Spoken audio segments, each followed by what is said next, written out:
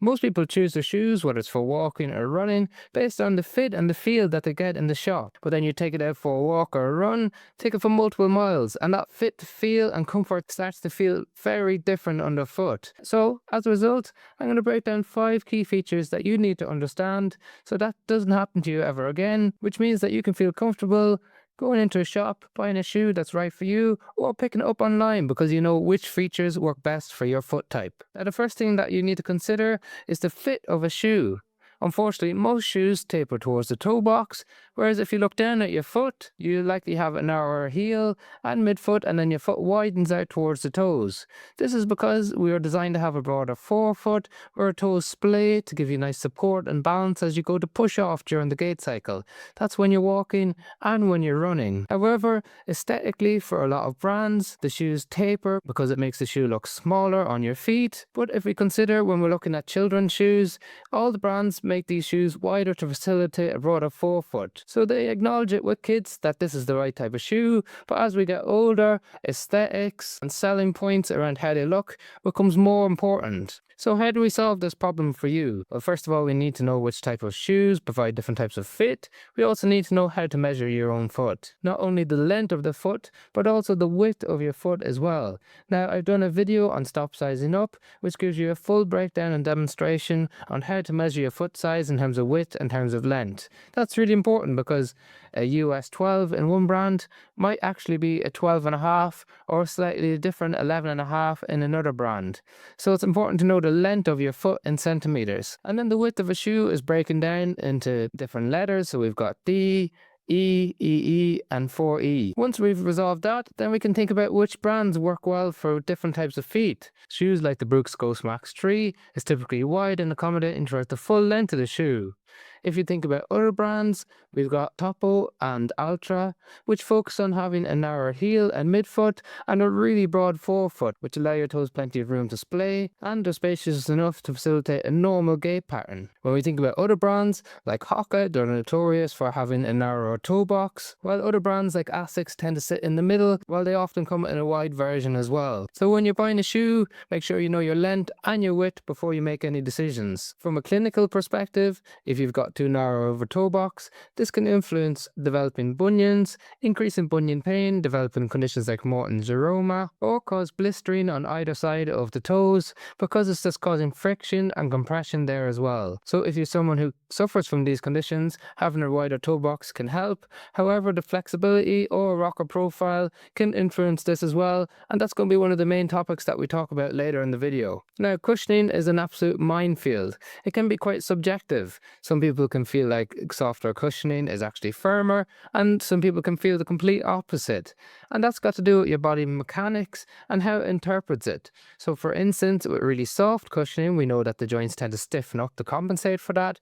Firmer cushioning, they facilitate more movement, and our interpretation of that can be different over time. So for instance, if we put on a very soft shoe in a shop, it can feel like you get that immediate step in comfort, but the more we use it, whether walking or running, the joints can stiffen up to compensate for the softness in the shoe, and then suddenly we feel like the cushioning's bottomed out. That's often not the case. What's likely to have happened is our perception of the cushioning has just changed. Now, when we think about very soft cushioning, a shoe that always comes to mind was the New Balance 1080 V13. That's been the softest, mushiest shoe I've ever worn.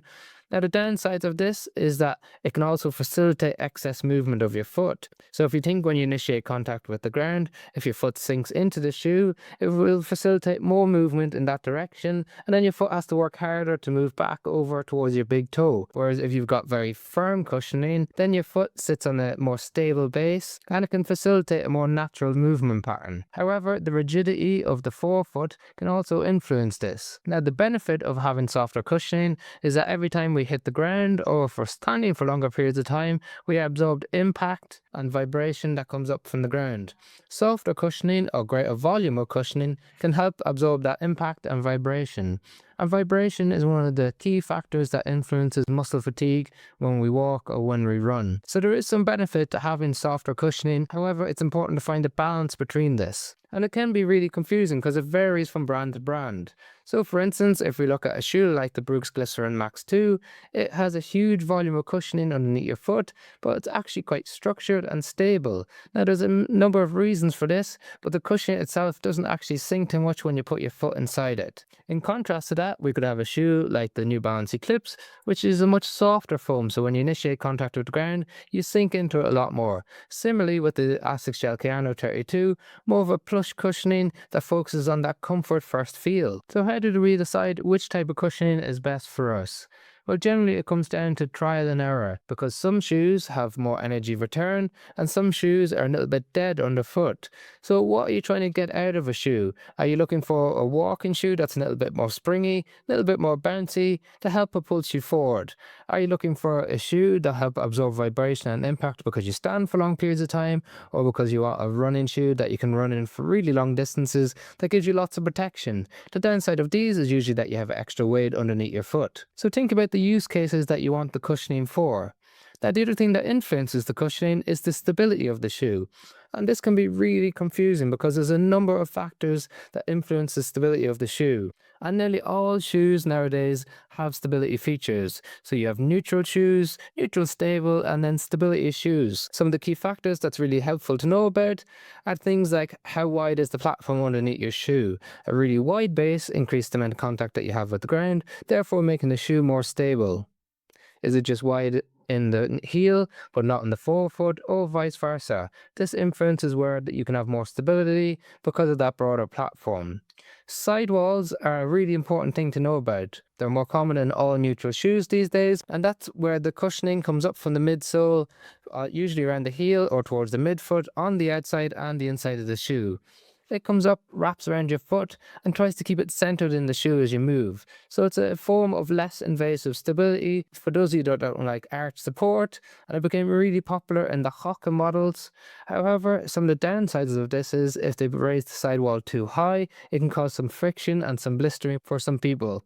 Now, the pros of this is it can provide support on the outside and the inside of the shoe very subtly. So those of you who need supination support or pronation support can really benefit from being kept stable and centered in the shoe. Sole flare is where the sole comes out wider than where your foot sits in the shoe.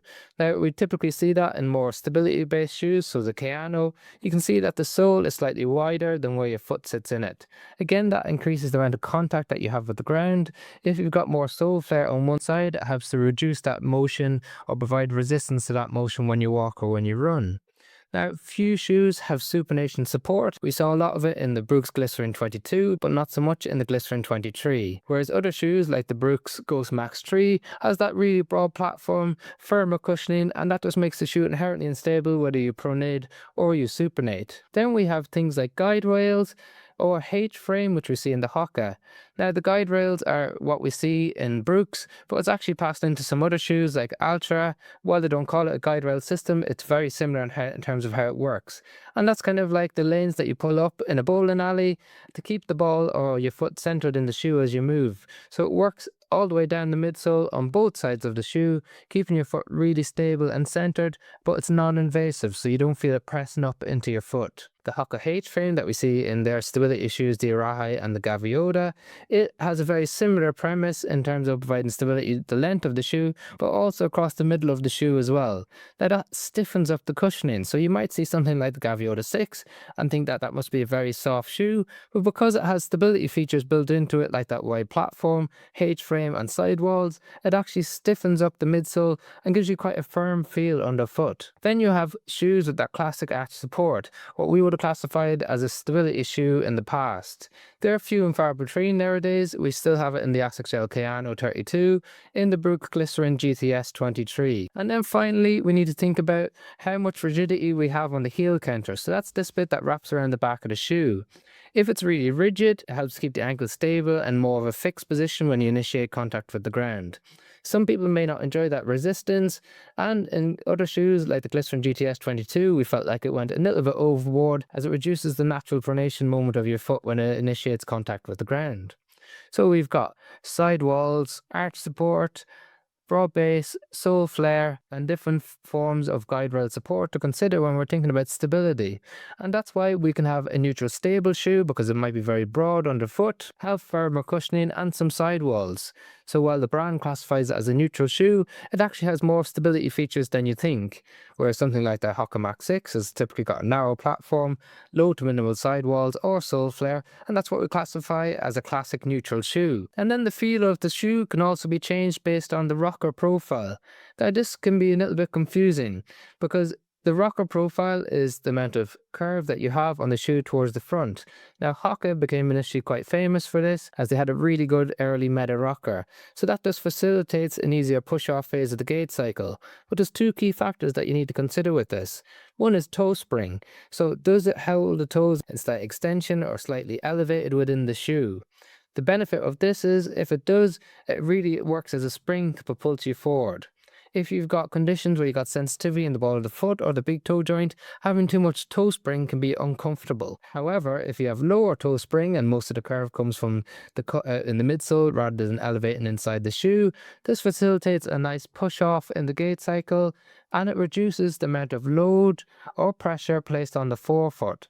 So this can be excellent if you have sensitivity around there and you have low levels of toe spring. So we often see this in a lot of the Saucony models. They've mastered this really well. A nice meta rocker, not too much toe spring. In other shoes like the new Unclad Monster 3, we have a huge amount of toe spring, a very aggressive rocker, which makes it a really fun shoe to run in or walk in, but it's not ideal for everybody. Then the back of the shoe is one of the most underestimated aspects, and that's the heel bevel. So we can have a curved heel bevel at the back, and that facilitates when you initiate contact with the ground, it moves you forward onto the middle of the shoe very quickly. If you have a bulkier or straighter heel bevel, it means that you don't transition as quickly from the back to the front of the shoe, and you typically get a little more impact at the back of the shoe. This is usually fine if you're walking in it, but can make it a little bit clunky if you're running in it. Or contrastingly, if you're someone who gets heel pain or sensitivity around the back of the heel, well, you want to spend as little time on there as possible. But if you have a very aggressive heel bevel and forefoot rocker, that makes the shoe a little bit unstable, especially if you want to use it for something like standing for long periods of time, as it tilts you back and forth while you stand. If you need a little bit more stability when you walk or run, the rocker profiles reduce the amount of contact that you have with the ground, therefore making the shoe inherently a little bit more unstable. And then there's one final factor to consider with this. It's the flexibility of the shoe. Now, if you have a rocker profile that's very flexible, yes, you're getting reduced pressure there because of the rocker, but if you have sensitivity or you don't like extension of the toes, well then having lots of bend or flex in there means that it's still going to put a lot of pressure on here. So if we look at something like the Ultra Experience Flow 2, it's a very flexible shoe, therefore facilitating a very natural movement of your foot, but it's not going to offer a lot of protection in there. In contrast to that, with the Brooks Glycerin Max 3, you've got firmer cushioning, huge volume of cushioning, and you've got a very aggressive forefoot rocker on the shoe, but it's extremely stiff. So you get lots of protection in the forefoot, but it still tilts forward really naturally to facilitate a more normal movement pattern of the gait cycle. So if you need lots of protection, you don't like an extension, then something like this is excellent. If you want more natural movement, less cushioning, but still a gentle rocker, then something like the Ultra Experience Flow 2 or Model 3 are excellent options. These are really 5 key factors to consider. Fit, first of all, what is the length of your foot and the width of your foot, and how do different brands make different shaped shoes. The cushioning, what sort of softness do you prefer? Are you looking for more protection, more vibration absorption, or are you looking for a more energetic feel underneath your foot? What stability features do you need? Do you think that you're actually buying a neutral when you've actually got a lot of stability features built into that shoe? Or do you need a little bit more guidance underneath your foot? The majority of the population don't need huge stability features. Some of us might need extra support or a little bit of guidance on the foot, but most of us can get away with more of a natural motion shoe. However, weaning down to this type of shoe, if you use to max cushion or max stability, is really important to do gradually over a long period of time. Then once we've mastered the fits, the cushioning, and what type of stability you need, we need to think about the rocker profile. Do you want something that helps propel you forward when you're walking or running, or do you need a flatter platform underneath your foot to give you more stability? And finally, how much flexibility do you want in the shoe? Do you need extra protection in the forefoot, or do you want a more natural feel underneath your foot? All of these factors, if you finally master it, will make a massive difference to your decision making when it comes to buying a shoe, and you're unlikely to suffer from that problem where it feels comfortable initially, but then really uncomfortable after 20 to 50 kilometers. However, if you've got any questions on this, please drop in the comment section below. It's a slightly longer video than normal, but I hope you found it interesting and gave you a good insight into the decision making around purchasing your shoes and what type of shoe works best for you. We do have a monthly newsletter with the latest shoe releases and the best deals that we can find on shoes at the time. You can sign up to it in the description below. And otherwise, if you watch the channel regularly and you haven't subscribed, please do, as it's a single thing that you can do for free that makes the biggest difference to us. Thank you very much for watching.